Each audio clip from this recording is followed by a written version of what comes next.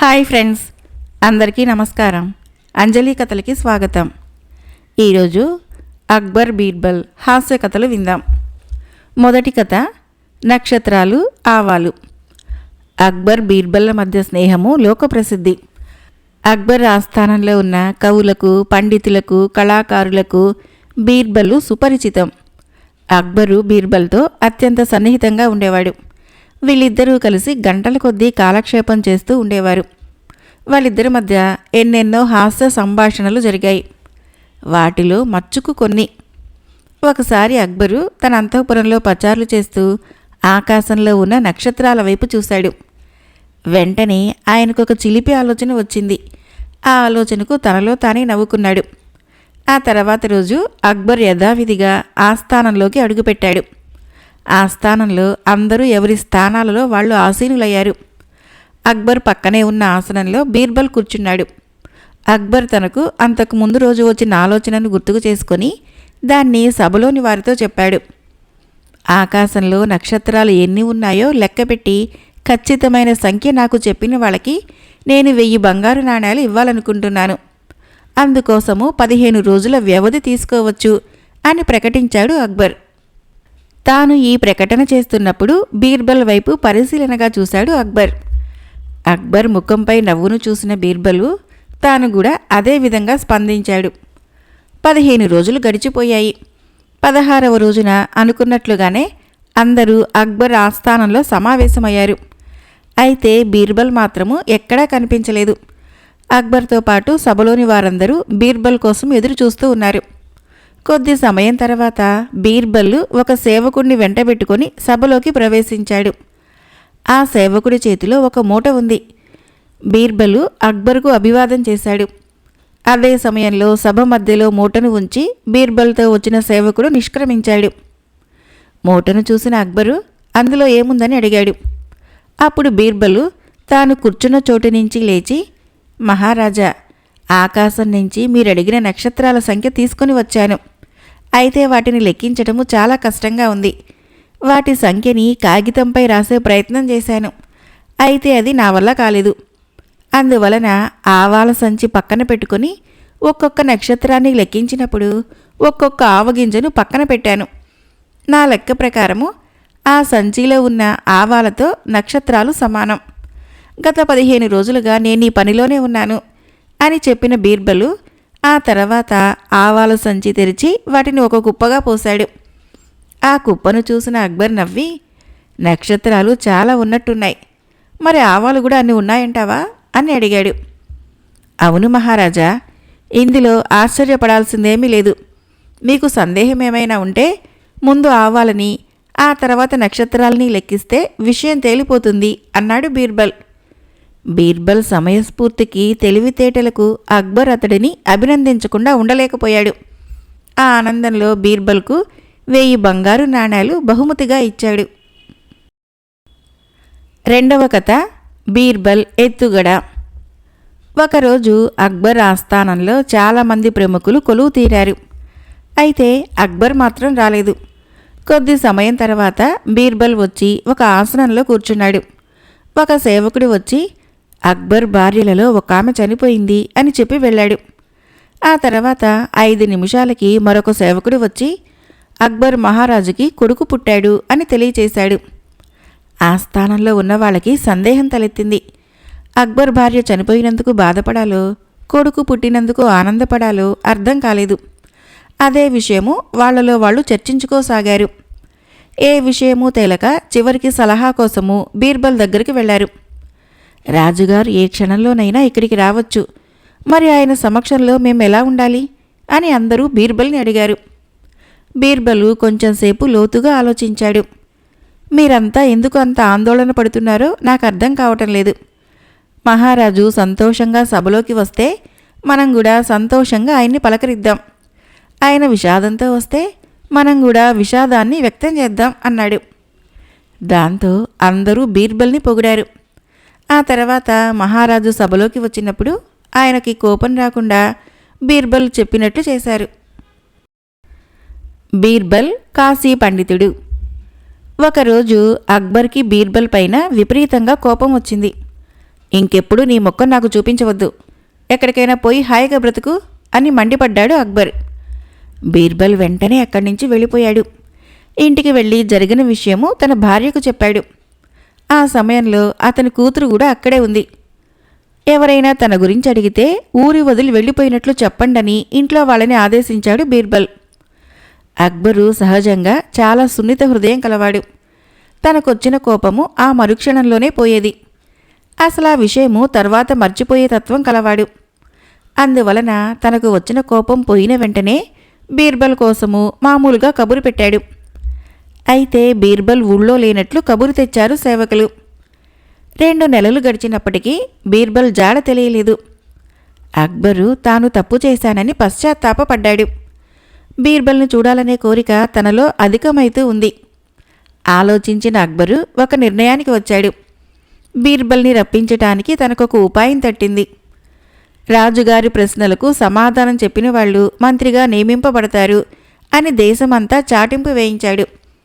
ఆ చాటింపును బీర్బల్ కూడా విన్నాడు. రాజుగారి ప్రశ్నలకు సమాధానం చెప్పేందుకు కాశీ పండితుడి వేషంలో అక్బర్ ఆస్థానానికి వెళ్ళాడు. అక్బరు బీర్బల్ని గుర్తించలేదు. బీర్బల్ తన గొంతు కూడా మార్చాడు. అంతకంటే ముఖ్యంగా బీర్బల్ గుడ్డివాడిగా కూడా నటించాడు. అక్బర్ వేయించిన చాటింపు విని ఆస్థానానికి చేరుకున్న వాళ్లలో ఎవ్వరూ అక్బర్ ప్రశ్నలకు సమాధానాలు చెప్పలేకపోయారు. ఒకళ్ళ తర్వాత మరొకళ్ళు వెనుదిరిగిపోతున్నారు. మెల్లగా బీర్బల్ అక్బర్ వద్దకు చేరాడు. మహారాజా, నేను కాశీ నుంచి వచ్చిన పండితుణ్ణి. నా పేరు సర్వేశ్వర భట్టు. మీ ప్రశ్నలకు సమాధానాలు చెప్పేందుకు వచ్చాను అని అక్బర్ను పరిచయం చేసుకున్నాడు. వెంటనే అక్బర్ ప్రశ్నలు అడగటం మొదలుపెట్టాడు. ప్రపంచంలో శాశ్వతంగా మిగిలి ఉండేవి ఏవి? కీర్తి, దైవ కార్యాలు. మనుషులందరూ ప్రేమించదగిన అంశమేమిటి? ఆచరింపబడిన ఆలోచన. గడ్డి కంటే తేలికైన వస్తువేది? అనాథ శిశువు. అత్యంత సులువైన విషయం ఏమిటి? ఇతరులకు సలహాలు ఇవ్వటము. అత్యంత కష్టమైన విషయం ఏమిటి? ఇతరులు ఇచ్చిన సలహాలని పాటించటము. ప్రపంచంలో అత్యంత వేగవంతమైనది ఏది? మనస్సు. రాజు శాశ్వతంగా అధికారంలో ఉండాలంటే ఏమి చేయాలి? ఇచ్చిన మాట నిలబెట్టుకోవాలి. సరైన మార్గంలో నడుచుకోవాలి. బీర్బల్ చెప్పిన సమాధానాలకి సంతృప్తి చెందిన అక్బరు, నువ్వు చెప్పిన సమాధానాలు అచ్చంగా మా బీర్బల్ చెప్పినట్లే ఉన్నాయి.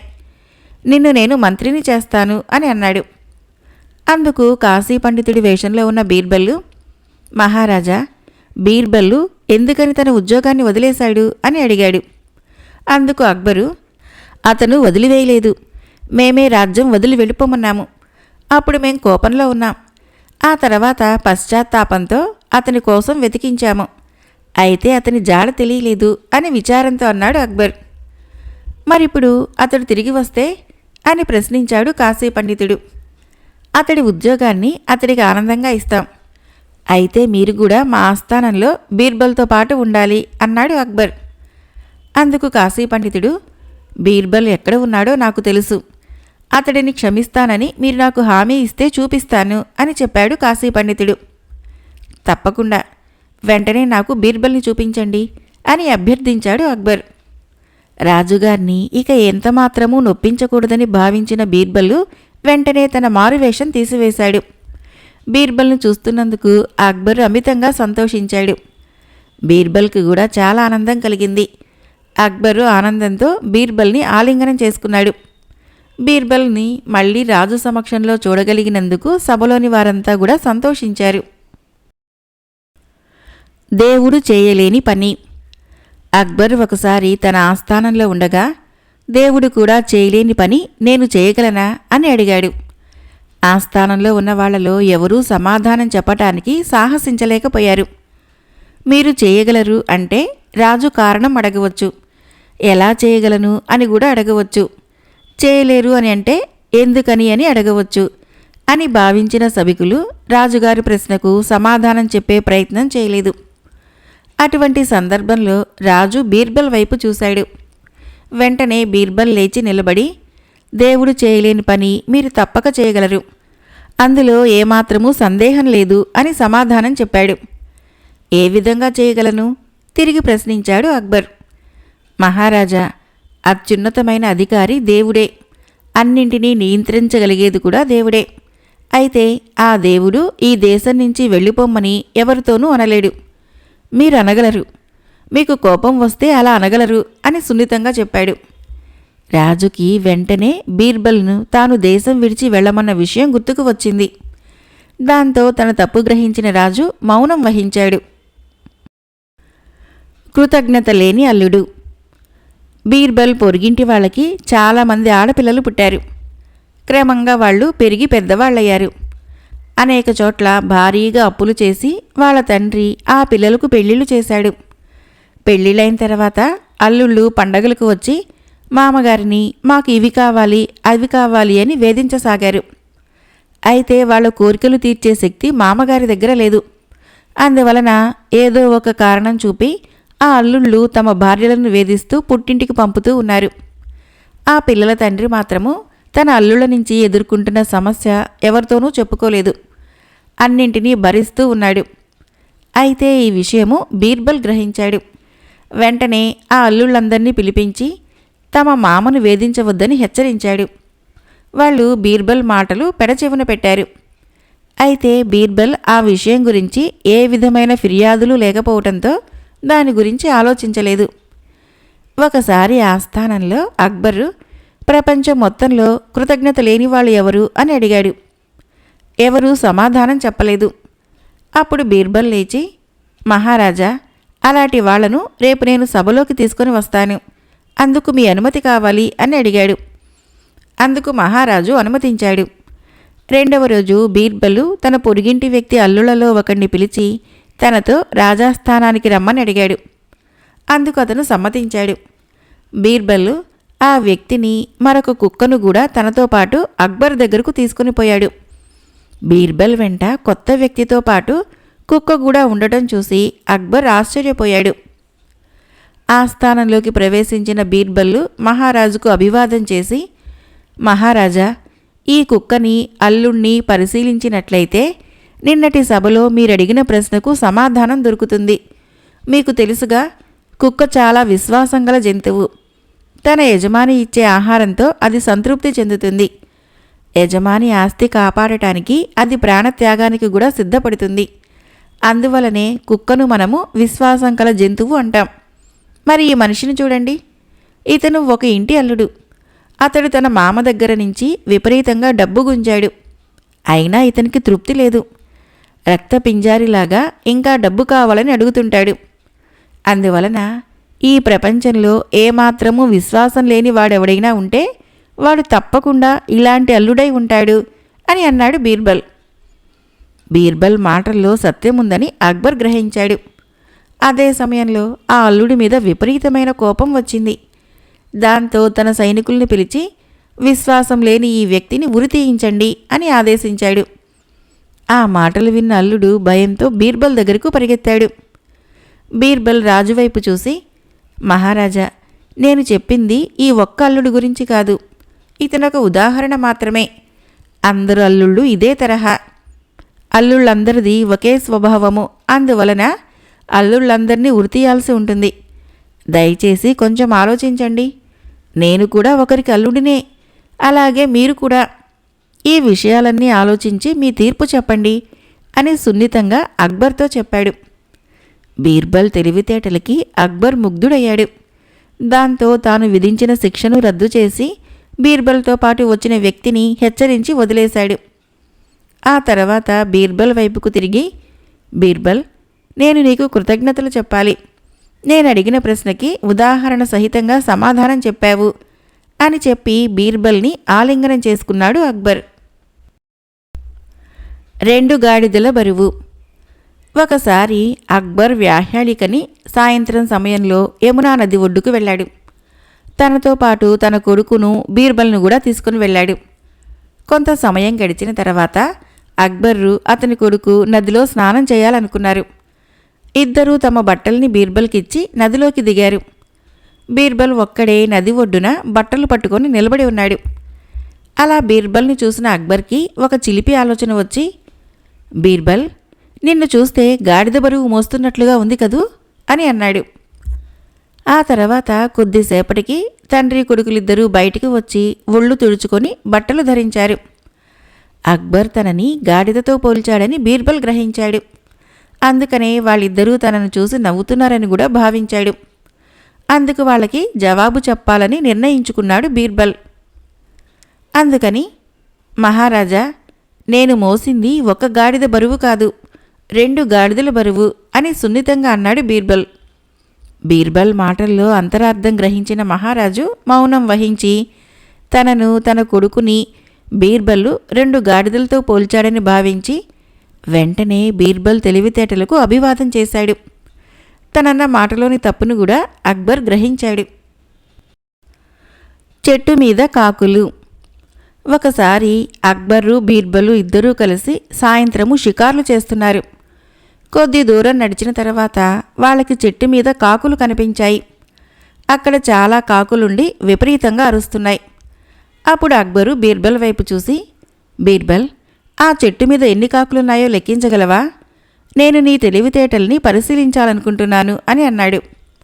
వెంటనే బీర్బల్ చెట్టువైపుకు చూస్తూ ఏదో లెక్కిస్తున్నట్లుగా ముఖం పెట్టి, మహారాజా, ఋతువర్ణుడు అనే రాజు ఒక పద్ధతి ప్రకారము పెద్ద పెద్ద చెట్ల ఆకులని, కొమ్మలని, పుష్పాలని లెక్కించడంలో విజయం సాధించాడు. ఆ పద్ధతిని నేను అతని నుంచి నేర్చుకున్నాను. అందువల్ల నా లెక్క ప్రకారము ఆ చెట్టు మీద కాకులను లెక్కించగలిగాను. అవి 4432 ఉన్నాయి అని అన్నాడు. అందుకు అక్బరు, అన్ని కాకులున్నట్లు నాకు అనిపించడం లేదు. బహుశా నువ్వు చెప్పేది సరైన సంఖ్య కాకపోవచ్చు అన్నాడు. అందుకు బీర్బల్, మహారాజా, ఇప్పుడు చీకటి పడుతూ ఉంది. సమయం 6 గంటలు దాటింది. అందువలన చెట్టు మీద కాకుల్ని మనం సరిగ్గా లెక్కించలేం. రేపు ముందుగా వచ్చి ఖచ్చితంగా ఎన్ని కాకులున్నాయో చూద్దాము అన్నాడు. అనుకున్నట్టుగానే 2వ రోజు చెట్టు దగ్గరికి చేరుకున్నారు. ఆ సమయంలో కాకులు వాళ్ళు క్రితం రోజు చూసిన వాటికంటే ఎక్కువ ఉన్నాయి. అది గమనించిన అక్బరు, ఇవాళ కాకుల సంఖ్య పెరిగినట్లుగా ఉందే అన్నాడు. అవును, మరికొన్ని కాకులు వాటి బంధువులను చూడటానికి ఈ చెట్టు మీదకి వచ్చినట్లున్నాయి. అందువల్లే ఎక్కువ కాకులు కనిపిస్తున్నాయి అని బీర్బల్ సమాధానం చెప్పాడు. అయితే ఇప్పుడు చెప్పు, ఖచ్చితంగా చెట్టు మీద ఎన్ని పెద్ద కాకులున్నాయి, ఎన్ని చిన్న కాకులున్నాయో చెప్పు అని బీర్బల్ని ప్రశ్నించాడు. మహారాజా, చెట్టు మీద ఇప్పుడు 3785 పెద్ద కాకులు, 1047 యవ్వనంలో ఉన్న కాకులు, 600 ముసలి కాకులు, 400 చిన్నపిల్లలు ఉన్నాయి. వాటికింకా రెక్కలు రాలేదు అని బదులు చెప్పాడు బీర్బల్. ఇప్పుడు నువ్వు చెబుతున్న కాకుల సంఖ్య నిన్న చెప్పిన సంఖ్యతో సరిపోవటం లేదు అని మళ్ళీ అడిగాడు. అందుకు బీర్బల్లు ఏమాత్రమూ తొణకకుండా, మహారాజా, 400 కాకులు పక్క గ్రామం నుంచి వచ్చి చేరాయి. ఆ విషయం ఇంతకుముందే మీకు మనవి చేశాను కదా అన్నాడు. బీర్బల్ తెలివితేటలకు అమితంగా సంతోషించి అక్బరు ఆ మరునాడు బీర్బల్కి అనేక బహుమతులు ఇచ్చాడు. ధైర్యం, పిరికితనం. ఒకసారి అక్బరు తన ఆస్థానంలో ఉన్న పండితులను ఉద్దేశించి, ఈ ప్రపంచంలో ఎవరు ధైర్యవంతులు, ఎవరు పిరికివాళ్ళు అని ప్రశ్నించాడు. అక్బరు ప్రశ్న గురించి ఆస్థానంలో ఉన్న వాళ్ళంతా ఆలోచనలో పడ్డారు. కొద్దిసేపటి తర్వాత ఎవరి అభిప్రాయాలు వాళ్ళు చెప్పారు. అయితే ఎవరి సమాధానము అక్బర్కు సంతృప్తినివ్వలేదు. అప్పుడు అక్బరు బీర్బల్ వైపుకు చూసి, బీర్బల్, నా ప్రశ్నకు నువ్వు కూడా సరైన సమాధానం ఇవ్వలేకపోయావు అని అన్నాడు. బీర్బల్ వెంటనే, మహారాజా, మీ ప్రశ్నకు సరైన సమాధానము రేపు చెబుతాను. అందుకు నాకు అనుమతినివ్వండి అని అడిగాడు.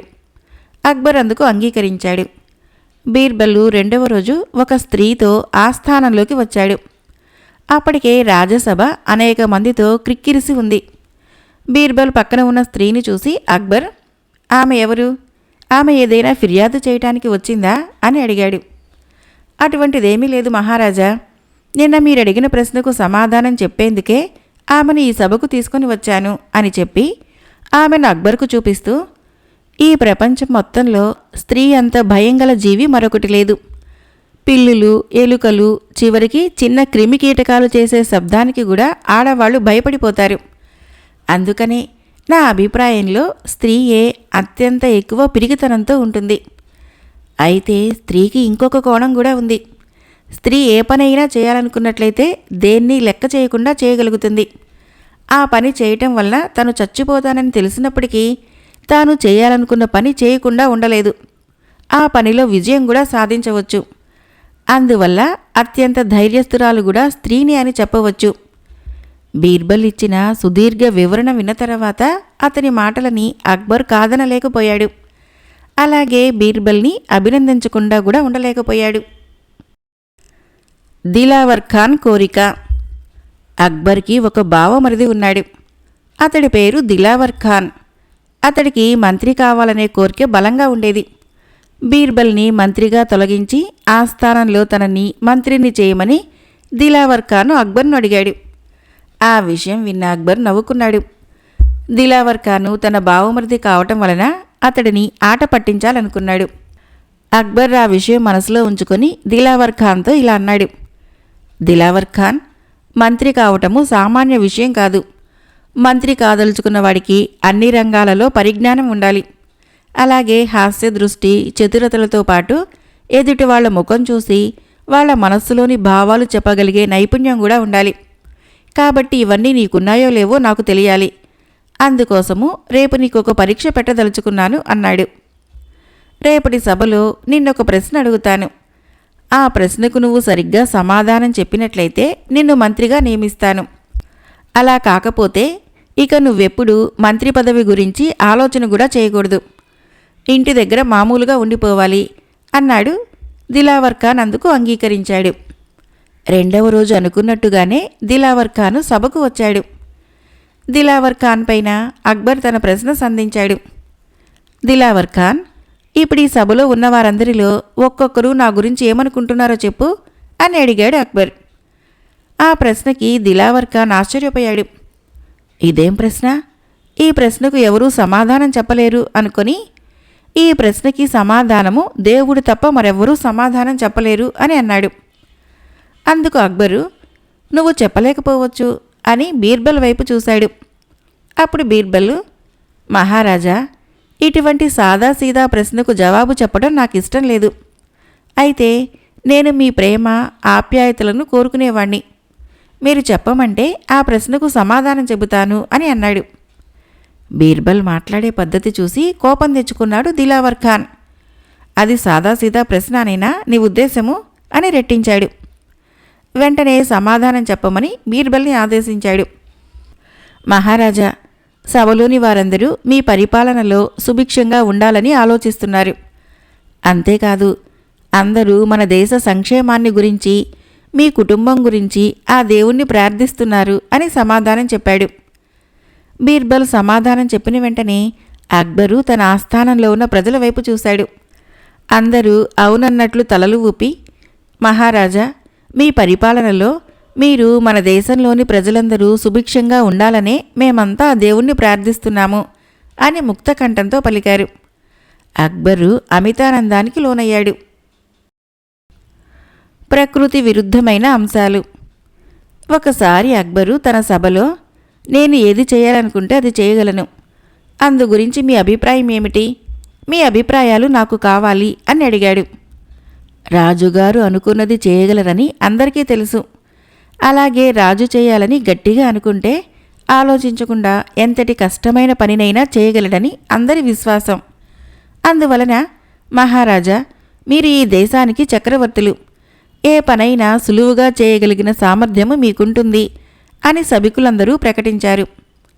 సభికుల మాటలకి అక్బర్ ఎంతో ఆనందించాడు.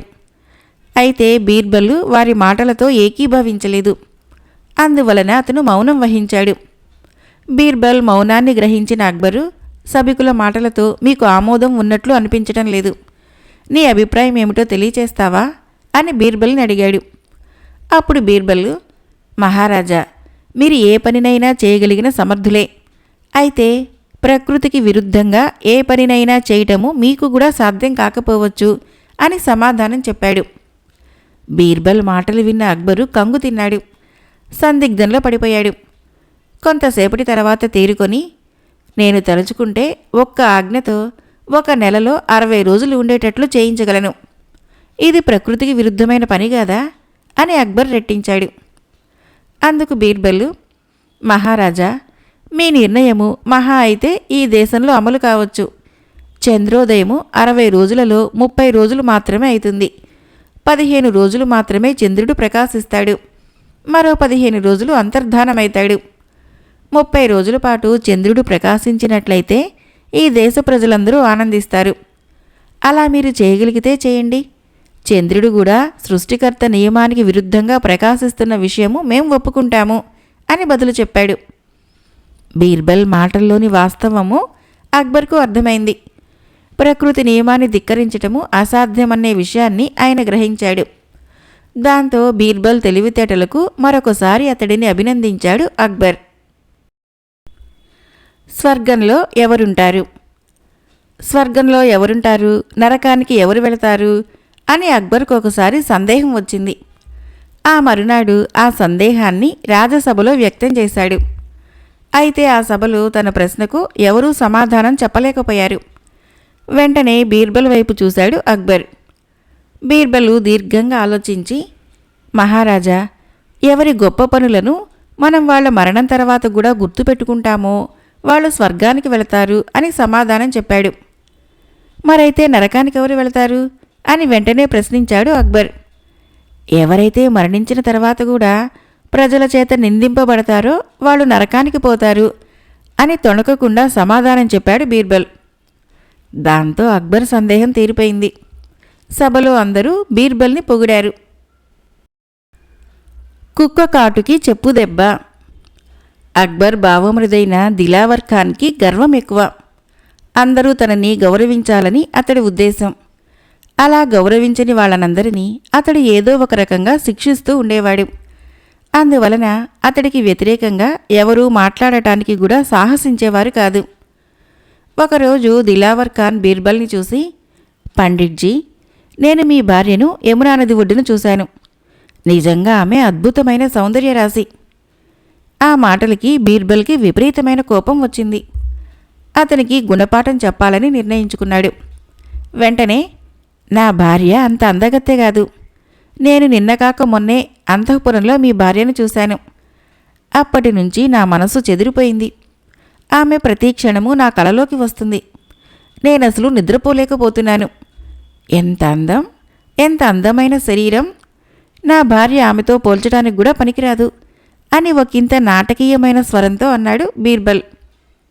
దాంతో దిలావర్ ఖాన్ నోట వెంట మాట రాలేదు.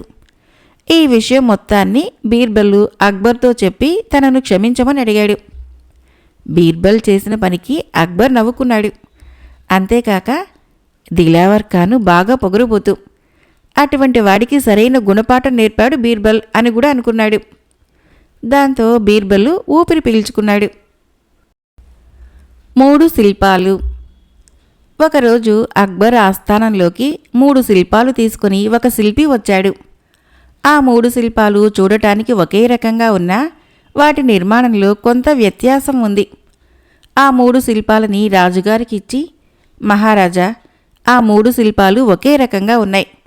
ఈ మూడింటిలో ఒకటి మాత్రమే ఉత్తమమైనది. ఈ సభలో ఉన్న మేధావులెవరైనా ఆ ఉత్తమమైన శిల్పాన్ని గుర్తించగలరా? అలా గుర్తించిన వ్యక్తి అందుకు కారణాన్ని కూడా వివరించాలి అని ఆ శిల్పి సవాల్ విసిరాడు. అక్బర్ వెంటనే ఆ పనికి బీర్బల్ని పురమాయించాడు. బీర్బల్ శిల్పాల్ని ఒక దాని తర్వాత మరొక దాన్ని తన చేతుల్లోకి తీసుకొని తీక్షణంగా పరిశీలించాడు. ఆ శిల్పాల చెవుల్లోనూ నోటిలోనూ కూడా చిన్న రంధ్రం ఉన్నట్లు బీర్బల్ గుర్తించాడు. పొడవైన సన్నటి తీగను తెప్పించమని అడిగాడు బీర్బల్. తీగను తెప్పించాడు రాజు. బీర్బల్ ఆ తీగను తీసుకొని ఒక శిల్పం చెవి రంధ్రంలో గుచ్చాడు. ఆ తర్వాత ఆ తీగను ఆ శిల్పం నోటిలో ఉన్న రంధ్రం ద్వారా బయటికి లాగాడు. రెండవ శిల్పాన్ని తీసుకొని అలాగే తీగను ఒక చెవి రంధ్రంలో నుంచి వేరొక చెవి రంధ్రం ద్వారా బయటకు తీశాడు. చివరిగా 3వ శిల్పం చెవిలో నుంచి దాని పొట్టలోకి తీగను లాగాడు. అప్పుడు 3వ శిల్పాన్ని చూపించి, మూడింటిలో ఇది ఉత్తమమైన శిల్పము అని శిల్పితో అన్నాడు. కారణం చెప్పగలవా? సవాలు చేశాడు శిల్పి. అప్పుడు బీర్బల్, ఉదాహరణకు మనము ప్రతి బొమ్మను రాజుగారి మంత్రికి ప్రతీకగా తీసుకుందాం. అలాగే తీగను ఒక రహస్యానికి సంకేతం అనుకుందాం. మొదటి శిల్పంలో తీగ చెవిలో నుంచి దూరి నోటి ద్వారా బయటికి వచ్చింది. అటువంటి మంత్రి ఒక రహస్యాన్ని విని దాన్ని అందరికీ చెబుతాడన్నమాట. ఇక రెండవ శిల్పం విషయంలో తీగ ఒక చెవిలో నుంచి దూరి రెండవ చెవి ద్వారా బయటకు వచ్చింది. అంటే ఈ తరహా మంత్రి ఎంతటి ముఖ్య విషయమైనా ఆసక్తిని కానీ జాగ్రత్తను కానీ ప్రదర్శించడన్నమాట. అతను విన్న ప్రతి రహస్యము రెండవ చెవి ద్వారా బయటికి పోతుంది. అతను ఎంత మాత్రమూ మంచి మంత్రి కాడన్నమాట. ఇక చివరిగా మూడవ శిల్పం. దీని విషయంలో తీగ నోట్లో నుంచి పొట్టలోకి దూరింది. అంటే ఈ తరహా మంత్రి రహస్యాన్ని బయటికి పొక్కకుండా తన కడుపులోనే దాచుకుంటాడన్నమాట. అందువలన ఆదర్శప్రాయుడైన మంత్రి అనాల్సి ఉంటుంది. అందుకే ఈ శిల్పము ఉత్తమమైనదిగా నేను భావిస్తున్నాను అని వివరించాడు బీర్బల్. అయితే ఇదేమి తెలియని శిల్పి బీర్బల్ వివరణకు గందరగోళానికి లోనై అతను చెప్పిందే సరైనదని అంగీకరించి వెళ్ళిపోయాడు. అక్బర్ ఆనందానికి అవధులు లేవు. కథలు అయిపోయాయి. ఫ్రెండ్స్, ఈ కథలు నచ్చినట్లయితే మన ఛానల్ని తప్పకుండా సబ్స్క్రైబ్ చేయండి, లైక్ చేయండి, మీ ఫ్రెండ్స్కి షేర్ చేయండి, కామెంట్ చేయండి. Thank you.